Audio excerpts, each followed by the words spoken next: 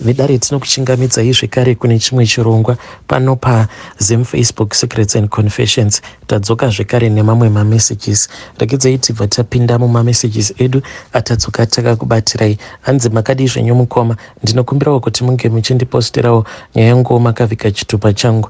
Ndiri mukadzi ndine makore 30 years kuberekwa. Ndine vana vangu vaviri. One wandakaita neex-husband yangu. Then one wandakazoita nemurume waMadam Boss. But zvaizvezvi hangu handichavashandiri Madam Boss ivavo, ndakazototangirwawo kabusiness kangu. So mukomana zvakaitika ndezvekudai, ndakati ndabva kumusha ndakatoitawo zvekutotiza murume wangu ndokubva ndazowana basa muno muHarare. Saka ndakati ndatanga kushandira Madam Boss, ivo vaitondibatawo bho, but pandakatanga kuvashandira murume wavo akandinetsa mukomana akandinetsa for the whole year. Munhu achingondinetsa chete ainge achida kurara neni. Mukoma ndakasvika kuiswa patight zvekuti kana kubuda ndainge ndisingabvumidzwi, because vainge vachiti kana ukabuda unozonyengwa. Vaiti paya kana ndikati ndikuda kubuda vaitoti ndinge ndichibuda nemwana wavo. Saka ndaitoona kutoti munhu uyu hongu kundida ainge achindida, but ndainge ndisingadi kudanana navo, ndichitya kuti kana tikadanana zvimwe kuda ndaizonyorawo murudo ndobva ndazoparadza marriage yavo. So mukomana yashi ipapo manje pandakazoita sekunge ndainge ndava kuvada manje nekuda kwekuti ndainge ndagarisa ndisingazivi chinonzi munhurume, ndobva vakabva vazongochinja vakabva vati zvatainge tichida kuita zvainge zviri wrong, vainge vava kusada kucheta mukadzi wavo. Ndakarwadziwa mukoma, ndainge ndisina kana kumbogara ndakarwadziwa like that, kuti murume shuwa anoita almost gore rose achingokunyenga chete, achikupa mari, achikutengera mapresents, achitumidzira amai vako mari, but obva azongokuudza kuti haachadi kudanana newe. Ndikabva ndanzwa sekunge vainge vanyanyisa kundishora, plus ndakabva ndanzwa godo, ndikabva ndati munhu uyu anofanira akazowana girlfriend. Ndakarwadziwa mukoma, ndikatoita sekunge ndainge ndatova mukadzi wavo. Saka ndakazoti ndadzokera kumba paoff, ndadzokera kumusha, ndakabva ndazoudza imwe friend yangu, iyo akabva arwadziwa, akabva ati taifanira kuti tinge tichishanyira vamwe gogo vake vakaroorwa nasekuru vanova vari hanzvadzi yaamai vake. Then tikabva tazoenda kumba kwagogo vake vaya, takati tasvika kuya ivo manje vanoita zvekuzanganisa zvechivanhu uye zvekare nezvekumasowe. Saka ndakabva ndazopiwa umwe mushonga, ndikabva ndazonzi mushonga uyu ndaifanira kuti ndinge ndichizouyisira murume waMadam Boss mushonga iwoyo muchikafu chaainge achazodya. Ndakabva ndazoutora, ndikabva ndati zvino mushonga uyu ndichauyisa sei muchikafu chemurume waMadam Boss, because ivo vainge vachizvibikira, vainge vakandiudza kuti ini pano ndinozvibikira ndoga. Saka ndakabva ndazoona kuti murume wavo aiwanzokufarira yogurt. Saka nerimwe zuva akati adzoka achibva kubasa, then akabva atongoisa plain yogurt yake patable, akabva azoti ndinge ndichizorongedza nezvimwe zvinhu zvaainge atenga. Ndikabva ndatoti chance given, ndakabva ndatanga ndamhanya kuspare bedroom ndokubva ndazotora mushonga uya. Saka ndakati ndiri busy ndichirongedza ndokubva ndatongovhura yogurt iya, ndikabva ndatongomwaya mushonga uya. Mushure mekunge ndamwaya mushonga uya, akati apedza kugeza ndokubva auya akavhura fridge, akabva atora zvake yogurt nespoon, akabva anogara pasi ndokubva atanga zvake kuona TV. Akabva atanga kuita zvaaigara achingoita, zvekuti aiti paya kana ndichisuka aibva angotaimira obva auya obva ambondihaga. Ndikatoziva kutoti mushonga uya wainge washanda, ndokuzototanga kutodanana kwatakatanga kuita. Saka ndichizobvapo pamba paMadam Boss ndainge ndava nepamuviri. Ndakabvapo nhumbu yangu payainge yava ne2 months, ndava kunzwa kuti all the times ndinenge ndichida kungorutsa. Ndikabva ndati panapa madhiri angu anokwanisa kubatwa. Iwo akabva andiudza kutoti ainge achida kuti inini naye tinge tichiita mwana tose. So mukomana achi ndakabva ndazotsvakirwa kumwe kwekuti ndinge ndichizogara, ndokubva ndazotora munin'ina wangu, because iye ainge aine shanje dzisingaiti. Akabva azoti ndoda kuti unge uchigara nemunin'ina wako kuitira kuti vange vachizova security yangu. Ndokubva tatotsvakirwa pekugara paya. Mwana wangu ndikabva ndanzi ndinge ndichimubvisa kubva kumusha, ende akabva atotsvakirwawo nzvimbo paprivate, ndokubva atotanga kutoenda kuprivate. Saka nyaya iripo nawo mukoma ndeyekuti murume uyu akazotanga kurwara. Saka ndizive kuti mushonga wacho wandakamuisira ndo wakabva wazoita kuti ange achizoita cancer here, because zvakangonzi iye cancer yake iri mumatumbu umu. Apa mukoma Nashi pari zvino anorwara like very serious, hanzi kana kutotaura hachatombokwanisi kutaura. Apa inini manje handina kuintroducwa kuhama dzake, pose apa ndaigara ndichongomuudza kuti iwe tadii taenda tikanogadzirisa birthday mwana, because iye semunhu aingogara ari busy haana kukwanisa kuti ange achizouya kuti tinge tichienda kunogadzirisa tose birthday mwana. Saka ndakabva ndangoboekana iniwo plus semunhu ainge akanditangirawo business, ndakabva ndangoti there is no need yekuti ndinge ndichimuendera kumaintenance kana kufaitira kuti ange achitoresa mwana birth so that ndinge ndichimuendera kumaintenance, because ainge achindichengeta. Ndikabva ndangozvitoresera ndega mwana birth, akati tichazozvigadzirisa later on. Saka right now handichaziviwo. Ndinokumbirawo kuti vedare renyu vange vachindipawo maadvices, because ndinoda kuti ndinge iye ange achienda neni tinge tichinotoresa mwana wedu uyu birth certificate, because kutaura chokwadi murume uyu ava pedo nekufa. Saka ndinoda kuti kana akafa mwana wanguwo ange achikwanisa kuzopiwawo pfuma, papfuma iyo ichazosiyiwawo nababa vake. Handizivo kuti ndiri wrong here, because hongu takaita zvedu chihure, but mwana uyu wandakamuzvarira iropa rake. He also deserves kuti kana kuri kuzonzi baba vacho vakazoshayika, kana vanhu vakati tavada kutengesa makambani, wanguwo mwana akwanise kuzowanawo something. Please ndinokumbirawo kuti vedare renyu vange vachindi-advise. At the same time ndinotya kuti kana ndikangoenda so zvimwe kuda ndinokwanisa kuzotoita kuti ange achizokasika kufa, because iye all this while ainge achingoti tichazozviita izvi zvema-introductions. Saka kana kuri kunzi inini ndikangofunga kunozviintrodusa, ndingatanga kuenda kunani, ndoenda straight here kuvabereki vake, kana kuti pane kumwe kwandinofanira kuti nditange ndapotera mwana aripo. I am not even scared kuti ndinge ndichienda kuma-DNA, because ipapo pandakabatira pamuviri ndainge nditori mujeri, ndaigara ndakavharirwa. Saka ndainge ndisitomborina kana mukana wekuti ndinge ndichiita musikanzwa. Hey, vedare ndo message iyo yandakatumidzirwa ichibva kuna vahanzvadzi vedu. Please ngatizamei kuti tinge tichitaura navo mucomment section. Hanzi kana ndafunga kuti ndinge ndichienda kuma-introductions ndichizviendesa ndiri ndoga, ndingapotera kunani, kuvabereki vake here kana kuti kunani? Ya pakaipa hanzi handityi kuenda kuma-DNA ini.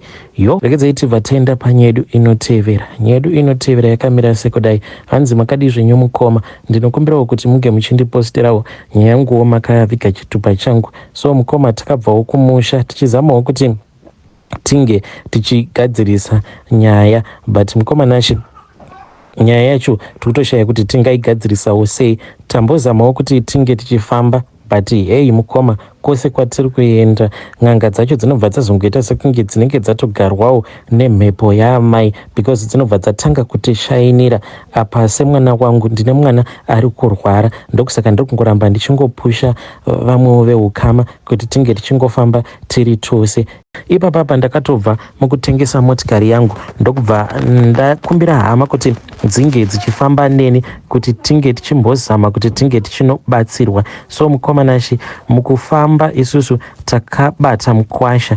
Saka takabva tazobata mukwasha, tikabva tabata kuti mukwasha nasisi vangu ivo vakachekeresa vamwe sisi vangu. Saka sisi vangu ava mukoma vachizonofa, takatongozviudza kutoti yainge iri AIDS, because vaiva munhu uya wekuti vainge vachipinda mubhawa, but hatina kutoziva kutoti ivo sisi nemurume wavo vakatoita tag team, ndokubva vazochekeresa munen'ena. Zvino mukoma Nashi zvakazoitika ndezvekuti mweya wasisi ava wakabva wachizotanga manje kumuka. Mweya uyu wakazoti kwatanga kumuka, then ivo vanhu ava vaviri vakabva vachizotora mweya uyu ndokubva vachizokanda mhepo yacho pana amai vedu. Saka amai vedu mukoma vakazosvika pakufa, tichingoti ndivo vanotiroya. Amai vakafa mugore ra2020, ende ndinorwadziwa because kubva zvandainge ndakauyawo kunoku kuJoni, ende ndainge ndichingoti mukufamba taingobata amai zvichinzi amai venyu muroi, vane nyora dzeuroi. Saka amai pavakafa mugore ra2020,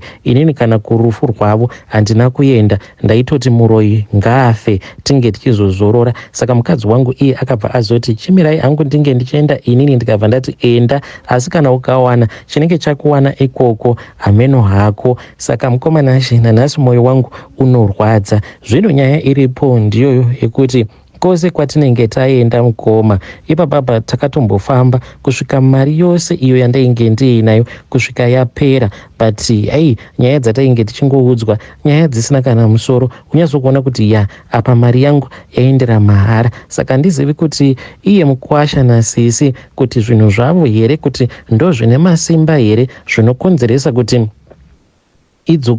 Saka ndizivi kuti ivo Sisi naTsano ndo vakakonzeresa here, vakasimudza mhepo kuti inini ndinge ndichizongotengesa motikari yangu ndotongoitengesera zvangu mahara. Saka ndinokumbirawo kuti vedare renyu vange vachindibatsirawo. Handizivi pari zvino hangu, handitombozivi. Mwana wangu ari kurwara very serious, tinaye kunoko kuSouth Africa, ende mukomana She mwana uyu takatomboenda naye kuchipatara, but rafu yatakaitwa so kuchipatara wega unoshaya kuti woita sei. Asi zvimwe zvacho ndava kutongozvisiyawo zviri mumaoko avo Mwari. Ivo Mwari ndo vachaita kuda kwavo. Vedare ndo message iyo yandakatumidzirwa ichibva kuna mukoma vedu. Please ngatizamei kuti tinge tichitaura navo mukoma vedu ava mucomment section. Pakaipa kutoramba kuenda kurufu rwaamai uchiti amai vangu muroi, izvo Sisi ndo vakapfurirana nemurume wavo obva vachekeresa muneng'ena obva atanga kumuka chipoko cheche, vobva vazonogadzika mweya wacho pana amai. Kwose kwamunenge muchifamba munenge muchinzi amai venyu ndo muroi. Zvakangoma hazvo veduwe. Regedzai tibva taenda panyedu inotevera. Nyedu inotevera yakamira sekudai. Hanzi makadi zvenyu mukoma, ndinokumbirawo kuti munge muchindiposterawo nyaya yanguwo makaviga chitupa changu. Inini mukoma ndiri mudzimai, ndine makore 27 years ekuberekwa. Ndakabatwa nemurume ndiine chikomba. Murume ndikabva ndamukumbira ruregerero, asi nechikomba manje hatina kusiyana. Saka taregedza kusiyana kudaro, murume akabva azondimanikidza kunoita maDNA, asi maDNA awa mukoma takamaitira kunoko kuLandsnet, ndokwatakanoita maDNA iwayo. Zvino murume paakaona kuti pavana vatatu avo vatainge tiinavo akabva aona kuti 1 wepakati ndiye wake, vamwe 2 ava vainge vasiri vake. Saka murume uyu mukoma ainge akambondiroora, iye akazozviuraya zvake murume uyu. But mukoma ndinogara ndichingoshungurudzika mumwoyo mangu. Handisati hangu ndakamboona like chipoko chake, but nguva zhinji so ndinotya kugara ndiri ndega, like kana huri usiku zviya kana ndiri ndega ndinotosarudza kutoti zvitori nani kuti ndinge ndichigara hangu panze, ende ndinotomanikidzika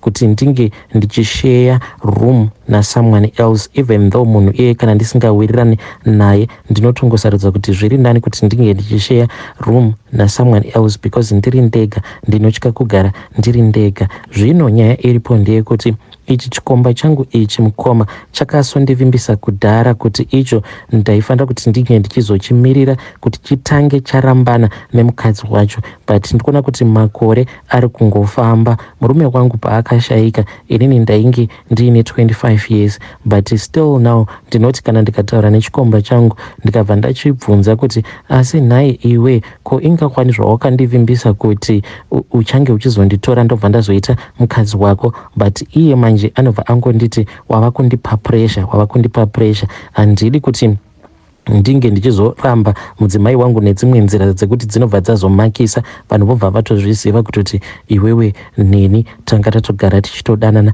but ndinogara ndichingomubvunza kuti handiti vanhu vachagara vatsongozo.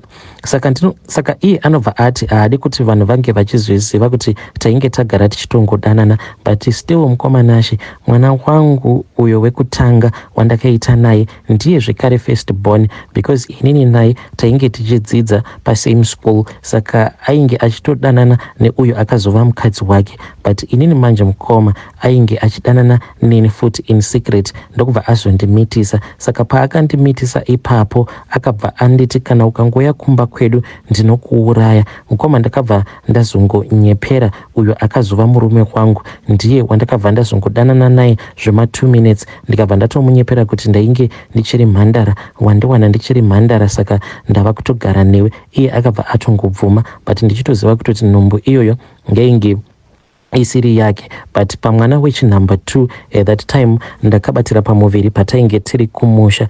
So pamwana uyu wechinumber 3 mukoma ndo pandakabva ndazobatirwa mamessages, because zvakaitika ipapo ndezvekuti mwana uyu taifungidzira kuti ainge ari mukomana, skani yainge ichitoti mukomana, saka ainge akandipa zita iro raainge akati ndaifanira kuti ndinge ndichizomutumidza mwana. But then mumba manje murume ainge akandipawo mazita ake, akati akabuda ari mukomana uchamuti Ningi, kana akabuda ari musikana uchamuti Ningi. Saka ndakabva ndazoti mwana paakangobuda ari musikana ndikabva ndangotora zita rastepfather vake ndikabva ndatongomutumidza zita iroro. Saka mukomanashe taingogara tichingonetsana inini nechikomba achiti yeye mwana yeye haasi wangu, because dai anga ari wangu waifanira kutanga wakandibvunza, because ndainge ndichida kuti ndinge ndichizomupa zita rehanzvadzi yangu. Saka mamessages iwawo I don't even know kuti why ndakamachengeta. Ndakatongochengeta mukoma ndichingotiwo pano nepapo ndaipota ndichimateerera, because